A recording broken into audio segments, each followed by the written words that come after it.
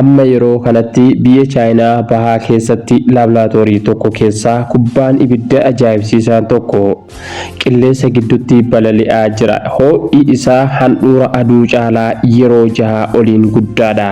Meeshaan kamiyyuu isa tuquu hin danda'u. Sababni isaa ho'i isaa digirii seentigireedii miliyoona 100 ol waan ta'eef wanti isa tuqu kamiyyuu battalumatti baqa yookiin ammoo battalumatti dhangala'a. Kanaaf kubbaan ibiddaa sun waan tokkolleen osoo hin miidhamin qilleensa keessatti dhaabbata Chaayinaan dhiyeenya kana maashinii hojii kana raawwatu ijaartee xumurte. Namoonni hedduun kun garuu madda anniisaa qulqulluu fi daangaa hin qabnetti tarkaanfii guddaa jechuun ibsan.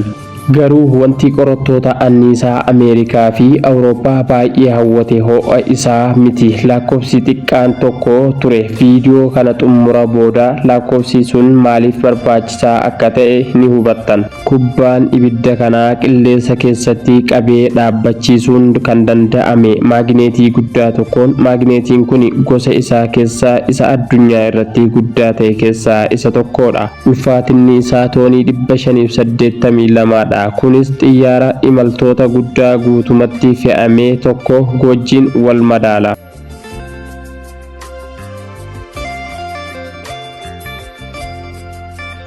Haa ta'u malee maagneetiin kun akka hojjetuuf digirii 270tti qabbanaa'u akka qaba. Kana jechuun gama dukkanaa ji'a caalaa qabbanaa'aadha.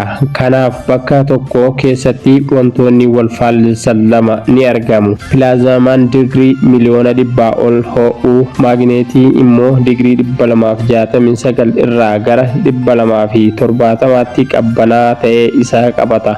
Waxabajjii 27 bara 2026tti qorattoonni Institute of Paslam Physics magaalaa Hoifii keessatti argamu maagneetii guddaa boca qubee D qabu irratti qorannoo isaanii xumuraan milkaa'inaanis dabree jira. Maagneetiin kun dheerinni isaa meetira 21, bal'inni isaa immoo meetira 12. Kun gamoo darbii 6 ol dheeratu wajjin walitti qixxaata.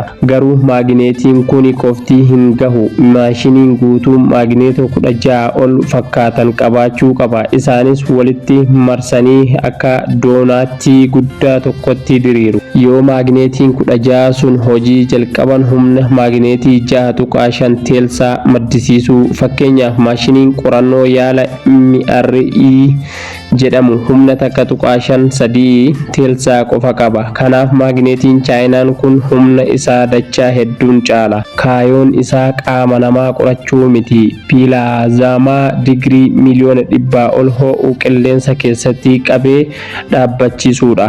Qorataan tokko hojii maagneetii kanaa akkana jechuun ibse. Akka mana hidhaa hin mul'annee fi jabaa ta'etti yaadi. Pilaazmaan biizinasa mana hidhaa keessa jiru fakkaata. Garuu bineensi sun aduu caalaa ho'a. Dallaan mana hidhaa sunis sibiila osoo hin taane humna maagneetii qofa irraa hojjetamedha jedhee dubbate. Guyyaa sanatti maagneetiin boca qabu qofa osoo hin taane maagneetii biraa seentiraal soondiin koolii jedhamuunis qorannoo isaa milkeesseera. Yoo maagneetiin D boca qabu pilmaazaa qabanii tursiisan, seentiraal soondiin immoo akka ispaarkiitti motora hojjeta. Inni akka pilmaazaa sochoosuu fi elektirika isaa jalqabuuf gargaara. Kunis Waayinstiinii foosiin akka itti fufu murteessuu keessatti gahee guddaa qaba. Kana jechuun guyyuma tokko keessatti qorattoonni Chaayinaa maashinii fiyuuziin keessatti kutaa baay'ee ulfaataa ta'an 2 milkeessanii maagneetii pilmaazaa qabatuu fi maagneetii fiyuuziin jechuun walta'iinsa anniisaa aduun itti fayyadamtudha. Atoomoonni haayidroojiinii wayoo walitti hidhamanii ho'a guddaa argatan. Walitti makuun haayileemii. Viyuusii jechuun walta'iinsa anniisaa aduun itti fayyadamtudha. Atoomoonni haayidroojiinii walitti makamanii ho'a guddaa argatan. Walitti makamuun yoo ta'u yeroo sanatti anniisaa baay'ee guddaa maddisiisudha. Maddi anniisaa kun qilleensa hin xureessu, kaarboonii yookaan aara hin baasu. Akkasumas warshaalee niwukilarii ammayyaa irraa adda ta'e. Yoo rakkoon uumame walta'iinsi sun ofumaan dhaabbata malee balaa guddaa hin geessisu. Boba'aan isaas bishaan galaanaa irraa argamuu danda'a. garuu rakkoon guddaan ho'a isaatti aduun walta'iinsa kana raawwachuuf humna harkisa guddaa qabdi. Lafti garuu humna akkanaa waan hin qabneef kana bakka buusuuf boba'aa kana digirii seentigireedii miliyoona 100 ol ho'isuun dirqama. Handhuura aduu keessa ho'i jiru tilmaamaan digirii miliyoona 15 qofa. Kanaaf paalmaazaan maashinii fiyuuziin keessa jiru handhuura aduu caalaa yeroo hedduu ho'i akkanaa meeshaa kamiyyuu battalumatti balleessa. Kanaaf paalmaazaan sun dallaa maashinichaa akka hin tuqne humna maagneetii qofa qilleensa gidduutti balali'ee akka turu taasifama. Garuu paalmaazaan kun salphaa miti. Yeroo hundaa socho'a ni raafama. Ba'uufis ni yaala. Yoo kutaan isaa xiqqoollee dallaa maashinichaa tuqe battalumatti ni qabbanaa'a. Walta'iinsi fiyuuziin immoo ni dhaabbata. Kanaaf maagneetiin hundi sirriitti hojjechuu qaba. Yoo humni maagneetii xiqqoollee dogoggore paalmaazamaan ni bada. Hojii maashinichaa ni dhaabbata. Kanaaf raawwachuuf maagneetonni suupper kaawundaatarii jedhaman irraa hojjetamu. Meeshaaleen kun elektiriika osoo hin dhaamsisin dabarsu. Garuu hojii kana hojjechuuf seentimeetira 269 irratti qabbanaa'aa turuu qaba. Kuni jechuun bakka walitti dhiyaate keessa paalmaazamaan miliyoona 1 ol ho'a qaba. Maagneetiin immoo 269 irratti qabbanaa'ee jira.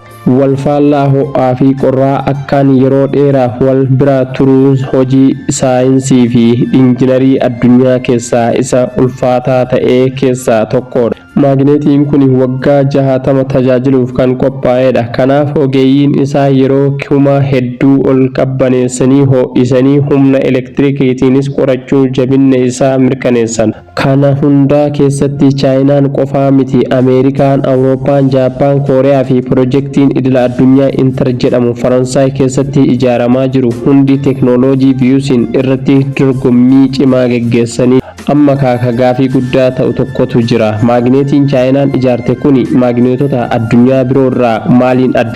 Deebiin isaa piroojeektii idila addunyaa intar jedhamu keessatti argama. Intar piroojeektii biyyoonni 35 wal ta'uun Faransaay keessatti ijaaramaa jiru yoo ta'u kaayyoon isaa maashinii fiyuuziin guddaa addunyaa ijaaru. Akkanuma viidiyoo kiyya ilaalaa jirtan moo subscribe like gootanii koomentii naa barreessaa jirtan. Asumaanuu like share subscribe gochuu hin dagatinaa. Chaayinaaliin keenya baariyaan isaa baxaamitti gadi bu'ee jira. Asiin gama oduutti adeebiin. Maagneetiin chaayinaan xumurte kun maagneetii intar keessatti fayyadaman caalaa bal'inaan yeroo tokko tuqaa 3 guddaadha. Kana malees humna maagneetii kuufachuu danda'u storage energy irsaa intar keessa jiru caalaa dachaa 3 qaba.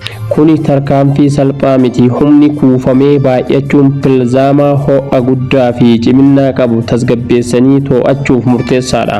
Chaayinaan garuu intar irraa alatti dhaabbattee miti. Isheen miseensa piroojeektaa ta'uun qaamolee bu'uuraa intar keessaa parsantii 9 ol oomishtee kennite. Meeshaaleen isheen oomishte hundi qorannoo idila addunyaa hundaaf dabraniira. Kunis chaayinaan waggoota hedduudhaaf biyyoota biroof qaamolee fiyuuziin oomishaa turte. Muuxannoo guddaa argatte jechuun hiikama. Sana booda ammoo muuxannoo sana fayyadamuun maashinii ofii oomishtee caalatti guddaa hojjechuu jalqabde. Garuu wanti mootummaa chaayinaa caalatti boonsu lakkoofsa biraadha.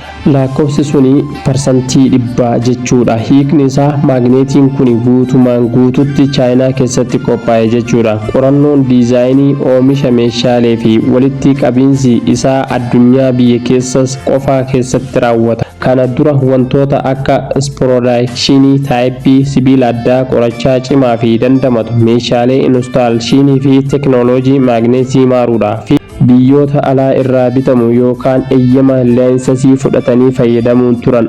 Amma garuu qorattoonni chaayinaa teeknooloojiiwwan kana hundaa ofumaan hojjechuu danda'aniiru. Akka hoogganaan qorannoo isaanii ibsetti kuni teeknooloojiiwwan alaan to'ataman keessa sibiila ba'uu jechuudha.